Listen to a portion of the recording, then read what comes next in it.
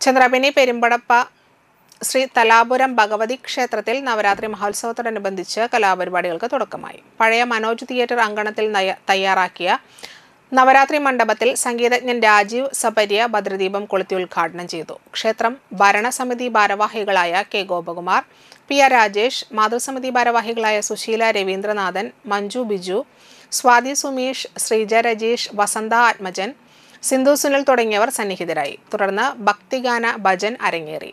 ഇന്ന് രാത്രി 7-ന് വീരനാട്യം, 30-ന് രാത്രി 7-ന് നൃത്തനൃത്യങ്ങൾ, ഒക്ടോബർ 1-ന് രാത്രി 7-ന് സിനിമാ പിന്നണി ഗായകൻ രമേശ് പഴയന്നൂരും സിനിമാ സീരിയൽ താരം വസന്ത പഴയന്നൂരും നയിക്കുന്ന പടയോട്ടം ഫോക്ക് മെഗാ ഷോ, ഒക്ടോബർ 2-ന് രാവിലെ 7 മുതൽ വിജയദശമി പൂജ, വിദ്യാരംഭം തുടങ്ങിയവയാണ് പ്രധാന പരിപാടികൾ.